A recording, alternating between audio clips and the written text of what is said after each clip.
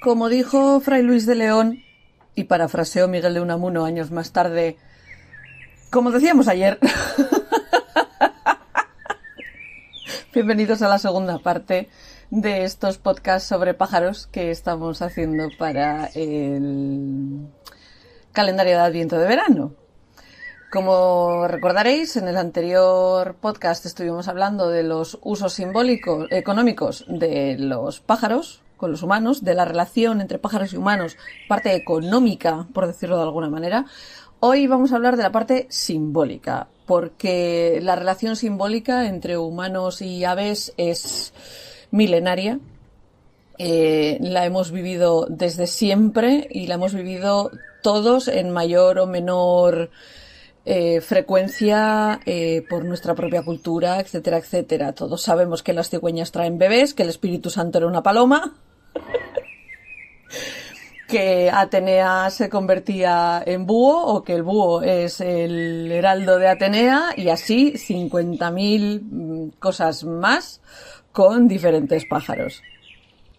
La observación de los pájaros y sus hábitats nos han llevado a crear arte, a marcarle el cambio de las estaciones y el observar pájaros es un hobby para mucha gente. O sea, más allá de tenerlos como mascotas que hablábamos la otra vez, nos han inspirado desde siempre, ¿no?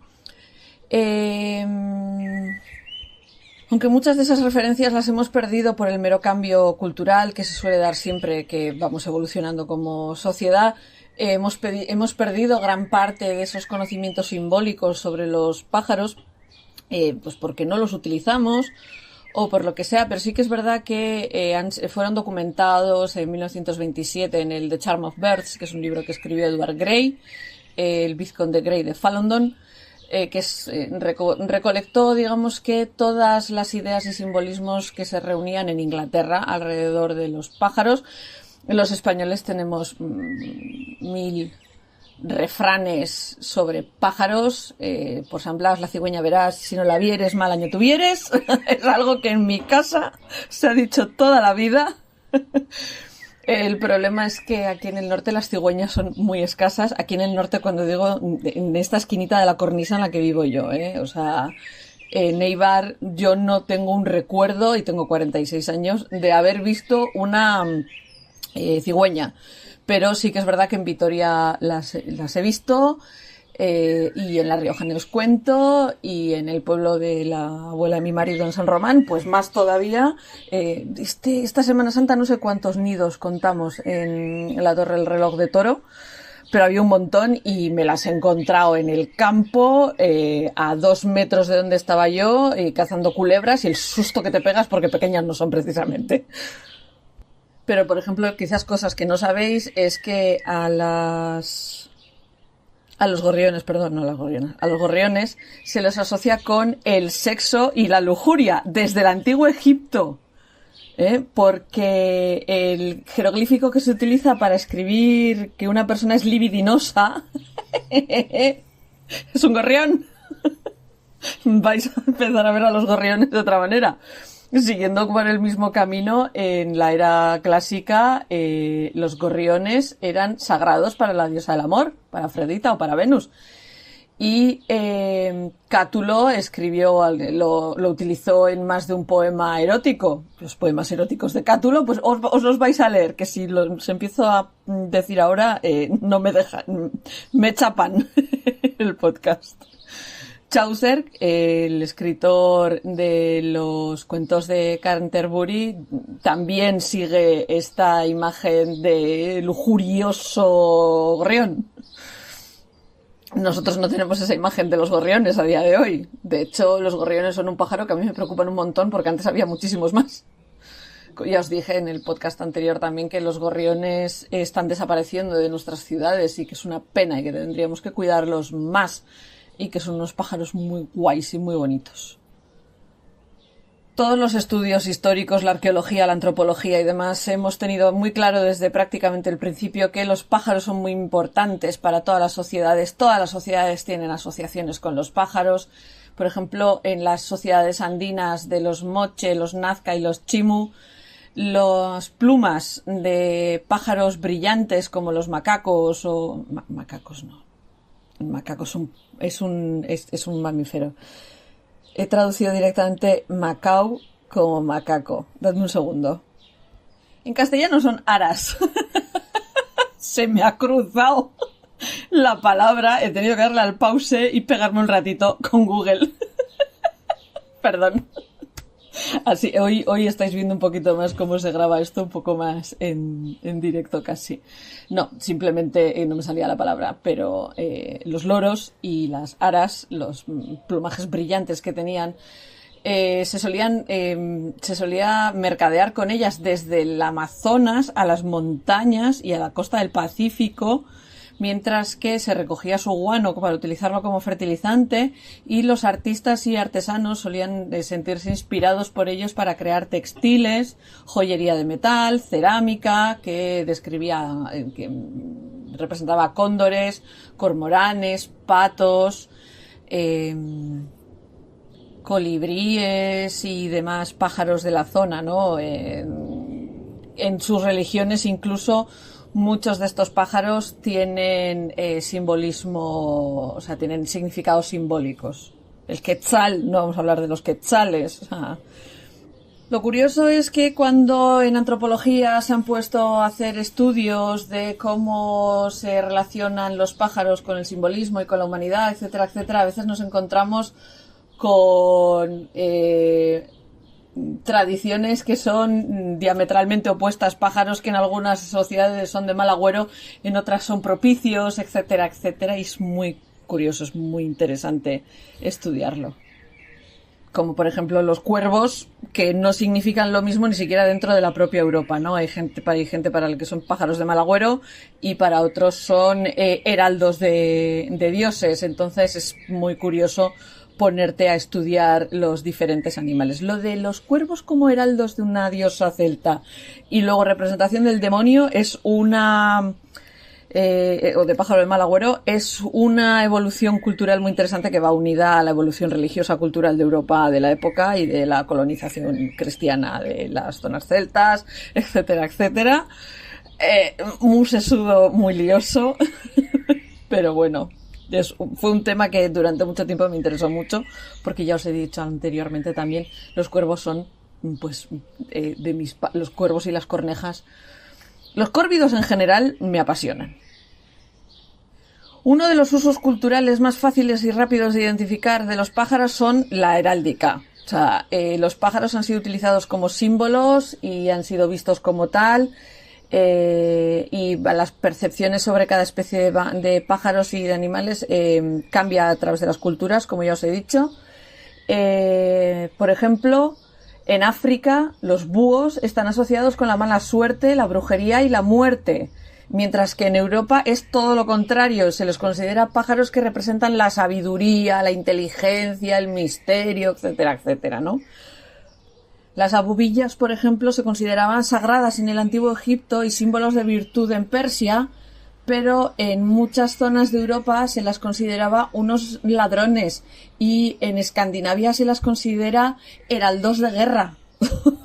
Es lo que os decía antes de los cambios entre significados de los pájaros. En la heráldica, los pájaros, especialmente las águilas, aparecen mucho en muchos escudos. En Gran Bretaña hay unos 3.000 bares que tienen nombre de pájaro y a veces conmemoran una familia local que tenía un pájaro en su escudo de armas y a veces simplemente por eso, por otras razones, ¿no? Hay mogollón de bares llamados Crow's Nest que es el Crow's Nest es nido de cuervo, que también tiene un significado náutico, que es el punto más alto del mástil, más alto del barco donde se colocaba el vigía. Y pues eso, Eagle and Child, Dog and Duck, Falcons, halcones en heráldica nos hemos encontrado un montón, águilas hemos encontrado un montón, etcétera, etcétera. Y hay unos 600 bares en Inglaterra que tienen el nombre después de Swan, con cisnes. Y, por ejemplo, se han utilizado mucho como metáforas para identificar estupidez o gente que habla hasta por los codos. Anda, que no me han llamado a mí muchas veces lorito desde que era muy pequeña. O gente en inglés, una forma de decir que alguien es muy, muy despistada, es decir que es bird-brained, o sea, que tiene un cerebro de pájaro. Cuando nosotros decimos cerebro de chorlito, el chorlito es un pájaro. O cuando decimos que alguien está cucú, es que está loco como un cuco, etcétera, etcétera, ¿no? También hay gente que dice hacéis más ruido que una bandada de gansos. Y bueno, ya os he dicho que qué decir de los loros, que no callamos. Una cosa culturalmente muy curiosa de los británicos es que los grupos de animales reciben nombres, ¿no? O sea, no es una bandada de cuervos.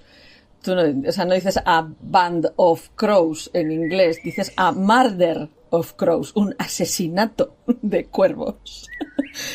A mí uno de los que más me gustan es a flamboyas o flamingos, o sea, un flamboyans, no sé cómo traducirlo al castellano, pero vosotros imaginaros eso, pues eso, el divineo de los flamencos. Me encanta. O sea, lo tienen para un montón de animales, pero estos dos, el de a Parliament of Owls, un parlamento de búhos, etcétera, etcétera, o sea, me parecen fascinantes. En cuanto a la mitología, y esto es algo que nos gusta mucho a todos aquí, ¿para qué vamos a mentir? Podríamos hablar largo y tendido sobre todos los bichos mitológicos con alas que nos podemos encontrar, desde las arpías a los cuervos de Odín, pero hay que hacer esto un poco resumido. Entonces, como ya sabéis, aparecen en la mitología y en la religión en diferentes formas. Los pájaros han representado a dioses desde la época del Antiguo Egipto, como el ibis sagrado del dios Thoth, Horus el halcón, o sea, los Neftis tenía unas alas de... ¿Qué pájaro era? Me sale buitre, pero no estoy segura, ahora me está entrando la duda. En la India, el pavo real se le considera como parte de, o sea, la representación de la madre tierra dentro de las gentes que siguen la religión dravidiana, mientras que para los mongoles y para los persas, para los emperadores mogoles, perdón, y los persas, su trono era el trono del pavo real. En Europa, el pavo real está, en las culturas grecolatinas, el pavo real está asociado con la diosa Hera, que es la reina de los olímpicos. En la religión yazidi, Melek Taus es el ángel con alas de pavo real, que es una figura central de su fe. Y en la isla de Pascua existía, dentro del culto de los Makemake, existían los Tangata Manu, que son un tipo de pájaros que funcionaban como jefes espirituales. Otro de los atributos habituales de los pájaros han sido como mensajeros de los dioses. Como ya os he mencionado, Hugin y Munin, que son los cuervos de Odín, que son los que le cuentan a Odín lo que pasa en el mundo. En las tradiciones etruscas y romanas de la antigua Italia, los sacerdotes solían leer augurios, interpretando las palabras de los pájaros, el canto de los pájaros y el vuelo de los pájaros, para decir eventos que podían pasar. En los imperios Inca y Tiwanaku del sur de América, los pájaros suelen aparecer saltándose los bordes entre los reinos terrestre o terrenal y subterráneo o espiritual. Y las gentes originarias del centro de los Andes tienen un montón de leyendas sobre pájaros que entran y salen de los mundos metafísicos. Entre ellos nos encontramos al mítico pájaro Chullumpi, que se dice que marca la existencia de un portal entre ambos mundos y que puede transformarse en llamas. Llama de la que esquilamos y nosotros tejemos, ¿vale? Entre los pueblos que creen en la transmigración de las almas, como los Farsi de la India y de Irán, y los practicantes del budismo Vajrayana, o las religiones de las zonas de Mongolia, Bután y Nepal, los entierros al cielo se han practicado durante siglos. O sea, en este ritual los cuerpos no se enterraban, se dejaban en plataformas o en zonas donde cierto tipo de aves de carroña se los comían y las almas transmigraban así de vuelta a la naturaleza y al cielo o volvían a entrar en la rueda del karma. Esto es una práctica que a día de hoy está en franca decadencia, especialmente porque se ha perdido muchísima población de aves de carroña, especialmente cierto tipo de buitre muy concreto de la zona del sudeste asiático, y porque muchas de estas poblaciones fueron accidentalmente envenenadas utilizando diclofenaco. Sí, diclofenaco. Algunos el diclofenaco nos ha salvado reglas, pero es que va matando buitres por ahí, hay que tener cuidado con ello. También funcionan como símbolos religiosos. En la antigua Mesopotamia, las palomas eran símbolos de Inanna, que más tarde fue conocida como Ishtar, diosa del amor, la sexualidad, la guerra, y en el antiguo Levante las palomas se utilizaban como símbolo de la diosa madre cananita Ashera. En la religión yoruba, las palomas blancas son vistas como símbolos de la deidad creadora Obatala, y en la antigua Grecia, Atenea, diosa de la sabiduría y patrona de Atenas, tenía un pequeño búho como su símbolo.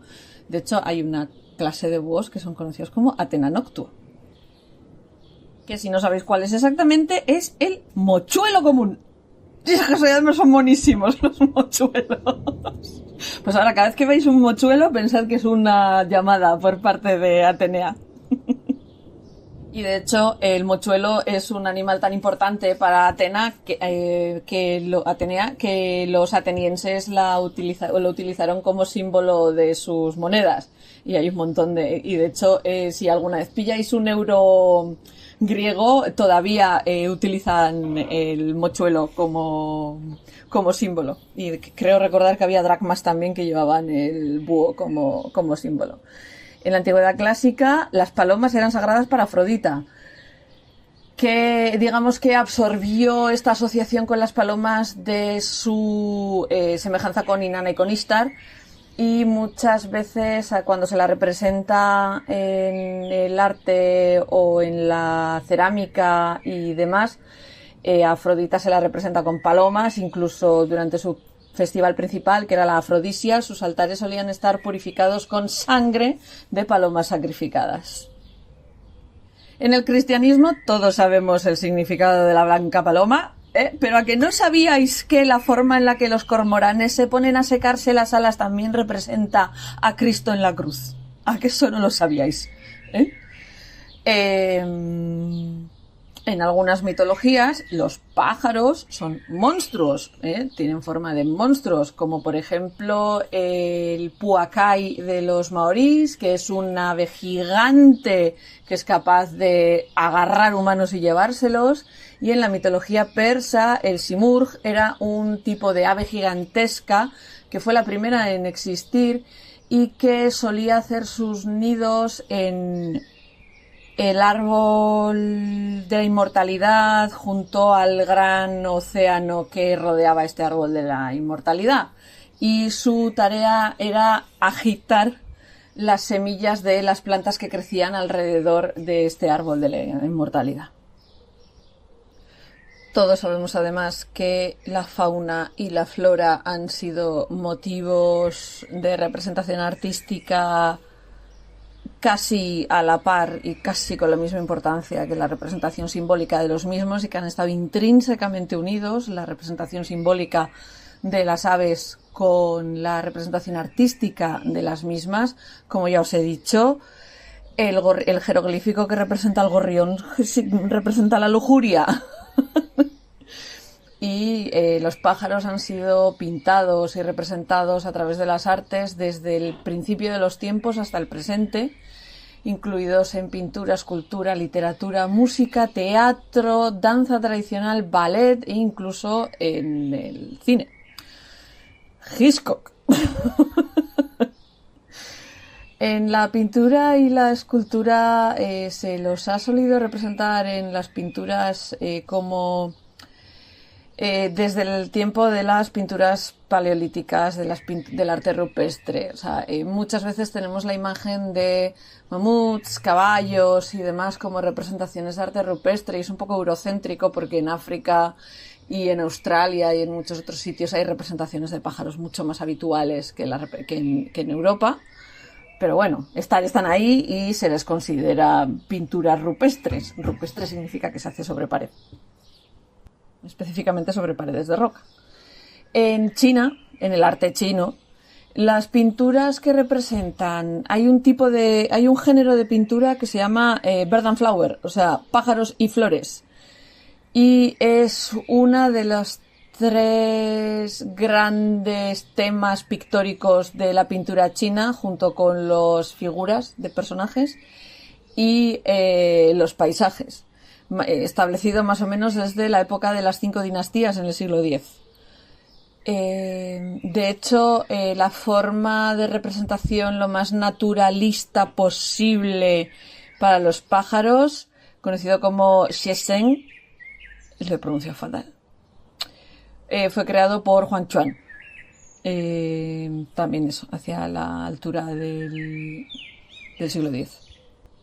Los pájaros también han sido muy retratados por el arte japonés, incluyendo las pinturas, los ukiyo-e, el cloisonné, la cerámica y la poesía del siglo XVIII y XIX. Artistas como Utamaro o Hokusai, que utilizaban las influencias del arte chino y occidental, le daban un aspecto sofisticado, y Hiroshige, que es otro artista de ukiyo-e, digamos que revolucionó el género de pinturas de pájaros y flores. Hemos visto pintores de todas las épocas del arte occidental pintando pájaros, hasta llegar al arte moderno con gente como Joan Miró, cuyas pinturas llenas de trazos, líneas pequeñas, ideogramas coloreados, etcétera, etcétera, sugerían pájaros como personajes alegóricos o estrellas o otros animales, así como el propio Pablo Picasso, que en 1932 creó una escultura de bronce que era un gallo, pero tú lo ves y son un montón de formas alargadas con pinchos, etcétera, etcétera. El pájaro mítico de los Mayar, el turul, a día de hoy aparece en mogollón de estatuas públicas en la zona de Hungría porque es el símbolo nacional de Hungría. Y si miráis un poquito a vuestro alrededor y os ponéis a mirar pequeñas esculturas, capiteles de iglesia, altares, etcétera, etcétera, y os ponéis de repente a encontrar pájaros tallados por todas las esquinas. Es un ejercicio que me gustaría que hicieseis ahora que viene el verano y que seguramente os moveréis bastante, que os pongáis a intentar ver cuántas esculturas y pinturas y representaciones artísticas de pájaros os encontréis por el camino. Ya sabéis que para mí una de las cosas más importantes que hay es la observación. No sé si es de formación profesional por lo que estudié o qué, pero esa observación del entorno y irte fijando en cosas a veces te hace aprender cosas nuevas, nunca mejor dicho, ¿no? Es de la misma, pues por ejemplo, cuando mi padre empezó a obsesionarse con los relojes de sol, yo empecé a encontrar relojes de sol por todas partes. Pues ahora, a raíz de esto, me encantaría que empezaseis a ver pájaros por todas partes. En la poesía, desde tiempos antiguos, los pájaros han sido uno de los temas favoritos de los poetas, sobre los que volcar todo lo que se les pasaba por la cabeza, ¿no? Como ya os he dicho, Cátulo tiene un montón de poemas un poco lujuriosos sobre los gorriones. Hay un poema persa de 1177 conocido La Conferencia de los Pájaros, en la que los pájaros se reúnen bajo el mando del más sabio de los pájaros, la abubilla, para decidir quién va a ser su rey. Ya os he hablado de Chaucer y sus representaciones sobre pájaros, la poesía romántica inglesa, que pues, a mí me gustan mucho, Shelley, Keats y compañía, hablan mucho de pájaros. John Keats tiene un poema que es la Oda a la golondrina, que es súper conocido. Percy Bysshe Shelley también tiene varios poemas dedicados a esto. En España tenemos un montón de poemas dedicados a pájaros, de los que ya os hablaré en el siguiente capítulo, porque el siguiente capítulo no, al final voy a tener que hacer spoilerazo, porque porque no lo iba a mencionar ahora, pero es que si no lo menciono alguien me va a decir, ¿y el cuervo de Poe? El siguiente capítulo va sobre Edgar Allan Poe y el cuervo en concreto, que realmente fue lo que me hizo poner en marcha todo este calendario de Adviento, el poema del cuervo y Edgar Allan Poe. Os he hablado 1000 veces, Poe es un autor que me gusta muchísimo. En su momento me sabía partes enteras del cuervo de memoria. Obviamente una se va olvidando de estas cosas. También me sabía el ser o no ser, me sabía el monólogo de Segismundo del sueño de una noche de verano, el de Celestina. Me he aprendido muchos poemas a lo largo de mi vida de memoria, lo que pasa que se me han ido borrando. Una tiene que ir sustituyéndolo por otras cosas. Pero eso, o sea, que sepáis que el siguiente capítulo es sobre Poe. Así que esperad ya hablaremos del cuervo cuando lleguemos. Me vais a perdonar también si de vez en cuando oís algún ruido, es porque me muevo mucho en la silla y la silla hace mogollón de ruido. Así que si de vez en cuando oís un ñac, ñac y alguna rueda o tal, también en algún momento grabando creo que le he metido una patada sin querer al ventilador, me vais a perdonar por los ruidos. Espero que los pajaritos que os he puesto de fondo los tapen lo suficiente.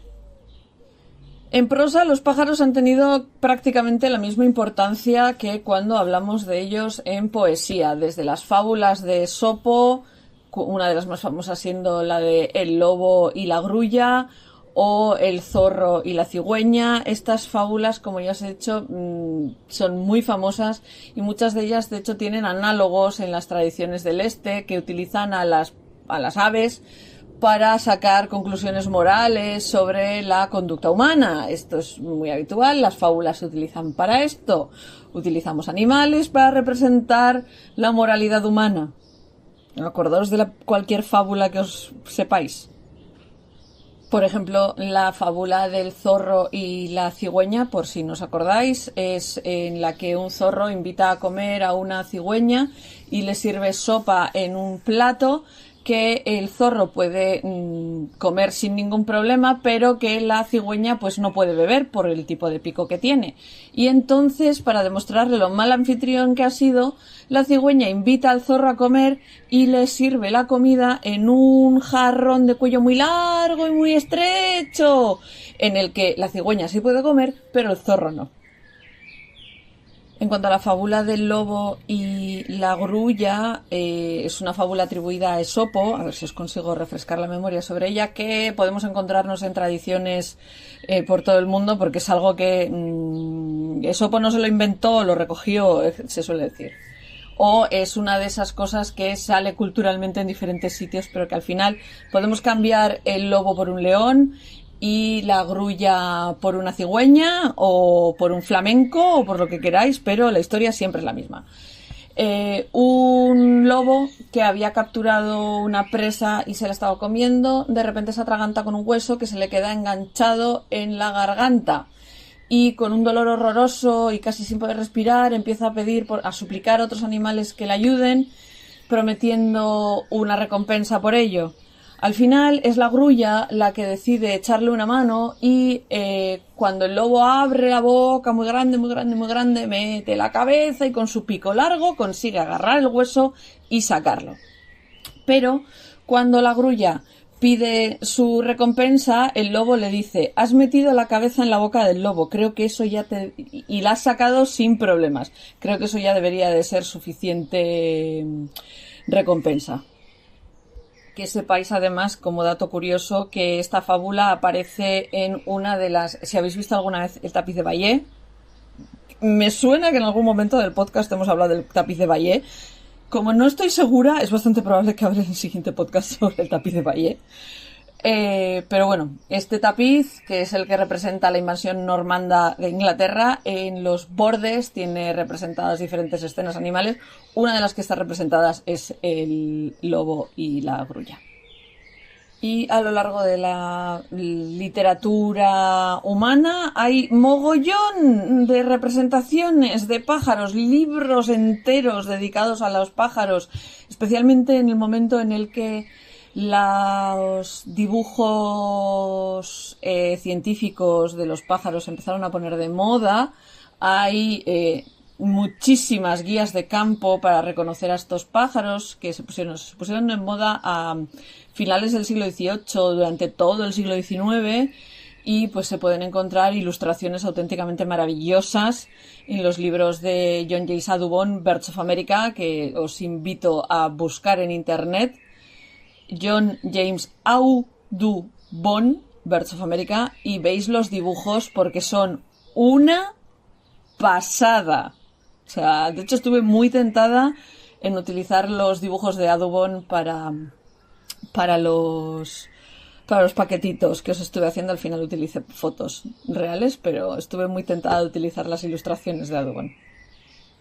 Para los fans de la literatura infantil os sonará mucho Beatrix Potter, la escritora e ilustradora que hacía unos libros muy bonitos con sus personajes, siempre eran animales, y uno de ellos pues es el Tale of Jemima Puddle Duck, que es probablemente la heroína con forma de ave más famosa, la protagonista más famosa de los libros de Beatrix Potter.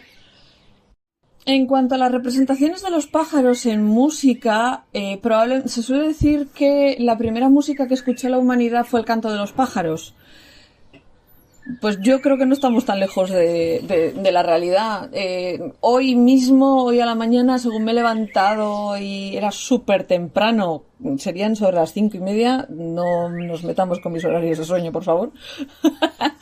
Cuando me he levantado a las 5:30 a ponerme un café para sentarme a hilar tranquilamente un rato, tenía la ventana abierta y he estado oyendo durante un buen rato cantar a un pájaro. Y espabilada de mí, estaba tan groggy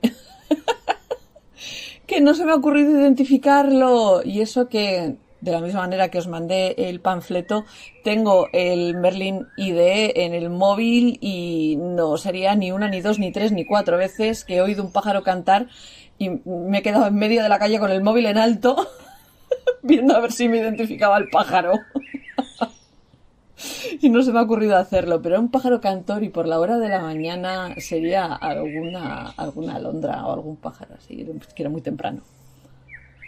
El caso es que en música muchas veces nos hemos encontrado con compositores que han intentado directamente imitar la forma de cantar en una composición, como hicieron Vivaldi o Beethoven, que otros músicos posteriores que llegaron a incorporar grabaciones de pájaros en su trabajo, que es algo muy curioso. Como por ejemplo la chelista británica Beatrice Harrison, que a principios del siglo XX incorporó el canto de las golondrinas en uno de sus discos. De hecho, entre muchos ornitólogos existe la teoría de que el canto de los pájaros tiene una estructura similar a la estructura musical, a la estructura que nosotros utilizamos como música. Algunos de ellos dicen que los pájaros utilizan variaciones de ritmo y la relación entre distintos tonos de la música con la combinación de notas, que a veces es perfectamente traducible a la música.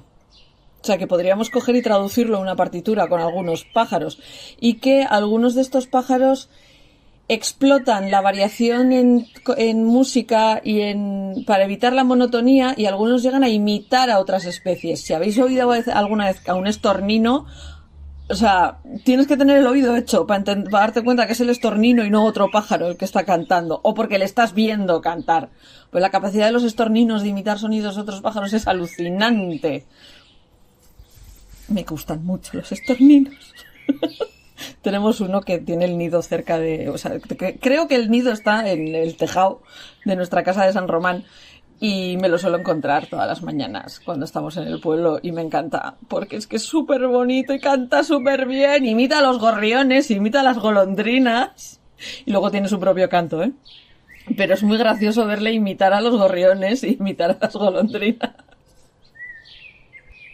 En el baile también se ha representado a pájaros y a aves desde siempre. Hay muchas culturas, especialmente en la zona de Asia, donde algunos de los pájaros de sus bosques y de sus selvas tienen unas formas de bailar muy curiosas y muy propias, como las aves del paraíso. Hay un documental en Netflix que no consigo recordar el título, que es una maravilla, que es sobre aves del paraíso. Id a verlo. O sea, es entretenidísimo todo lo que hacen ellos. Pero eso, en Papúa Nueva Guinea se considera que el baile del ave del paraíso de Goldie, se llama así, el bicho, es tan bonito que lo han incorporado como una tradición cultural propia, donde dos hombres se visten con faldas de hierba y plumas en la parte baja de la espalda. No es el culo, pero es la parte baja de la espalda, y imitan la forma de bailar de estos pájaros, y se dice que tiene una magia especial y los bailarines suelen tener que prepararse durante semanas y luego durante una semana tienen que evitar comer ciertas comidas y se tienen que sumergir durante ratos prolongados en un río frío y demás para preparar sus mentes, y esta danza suele ir precedida por un canto mágico que también está asociado con el ave del paraíso. En las danzas balinesas también se ilustran estos rituales de apareamiento de las aves del paraíso. Y obviamente no vamos a pasar sin hablar de probablemente una de las piezas más famosas del ballet clásico, que es La muerte del cisne, del Lago de los Cisnes, de Tchaikovsky, que se escribió en 1895. Todo Dios hemos visto La muerte del cisne en algún momento. O The Firebird, o El pájaro de fuego, que es una de las mayores obras de Igor Stravinsky de 1910, en la que tiene personajes centrales que son pájaros. Dentro del arte dramático, probablemente una de las obras más famosas es Los pájaros o Ornités de Aristófanes, que se escribió el 414 antes de la era común y que es probablemente una de las comedias más famosas de la época. Una fantasía en la que se imita a los pájaros, en la que el coro consiste en un grupo de personas que actúan como especies muy identificables, que incluyen el martín pescador, las tórtolas, los milanos, y estos pájaros actúan como mensajeros y bailarines entre varios atenienses que son comparados con diferentes pájaros y pájaros específicos. En las pelis, ¿para qué no vamos a hablar de Los pájaros de Alfred Hitchcock y del trauma que le montó a Tippi Hedren por lo que tardaron en grabar la puñetera escena de la cabina de teléfonos? La película se basa en una historia de Daphne de Marnier de 1952, que tiene el mismo título, que habla de los repentinos ataques de pájaros hacia personas. Y bueno, ¿para qué no vamos a hablar de los dibujos animados y personajes de Walt Disney como el Pato Donald, Piolín de la Warner Bros., el Pájaro Loco o Caponata? Hemos estado rodeados de pájaros desde nuestra infancia. Así que espero que esta pequeña parte sobre pájaros y usos simbólicos y representaciones simbólicas y demás os haya resultado interesante. Y en el siguiente capítulo hablaremos de Edgar Allan Poe, El cuerpo y nunca más.